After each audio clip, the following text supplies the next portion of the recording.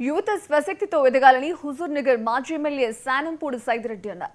సూర్యాపేట జిల్లా కోదాడలో ఏర్పాటు చేసిన లూలు ఫ్యాషన్స్ స్టోర్ ను కోదాడ మాజీ ఎమ్మెల్యే బొల్లం మల్లయ్య యాదవ్తో కలిసి ఆయన ప్రారంభించారు. ఆ తర్వాత ఆయన మాట్లాడుతూ స్వయం ఉపాధి వైపు యువత వెళ్లాలని సూచించారు.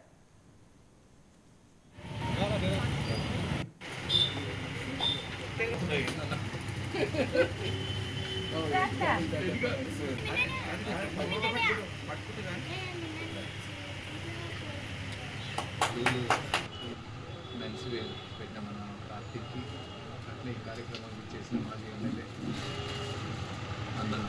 బొల్లం మల్లయ్య గారికి అందరికీ కూడా పేరు పేరున ధన్యవాదాలు. యువత తమ కాళ్ళ మీద తను నిలబడాలి. మేమందరం కూడా రాజకీయాల్లో ఉన్నాము, అందరం యువత కోసం పనిచేస్తాము.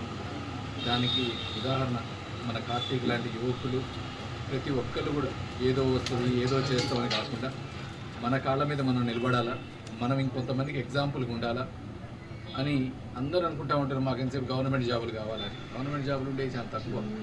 ఈరోజు ఇట్లా నువ్వు జాబ్ ఇట్లే షాపులు పెట్టి లేకపోతే బిజినెస్లు పెట్టి ఎంటర్ప్రెన్యూర్ ఎదిగి ఇంకో 100 మందికి మనం ఇవ్వగలగాల. ఇంకోటి కూడా మనం చూస్తూనే ఉన్నాం. ఈరోజు మన మీద అమెరికా వాడు సుంకాలు వేస్తుందని అదని ఇదని.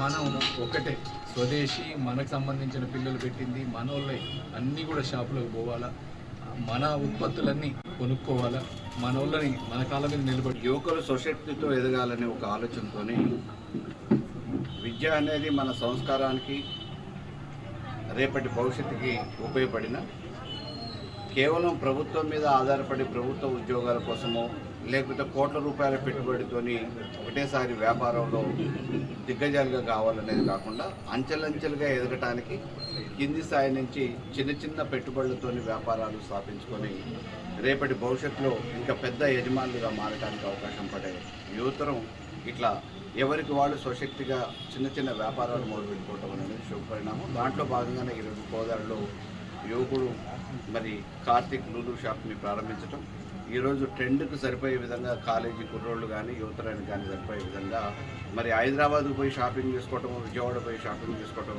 కాకుండా అటువంటి హైదరాబాద్ మహానగరాల లాంటి ప్లేసులలో దొరికే అన్ని బట్టలు కూడా కోదాడికే తీసుకొచ్చి అందుబాటులో ఉంచడం, మరి ఇక్కడ యువకులకు అందుబాటులో ఉండటమే కాకుండా స్వయం శక్తిగా ఆదాయాన్ని కూడా ఏర్పాటు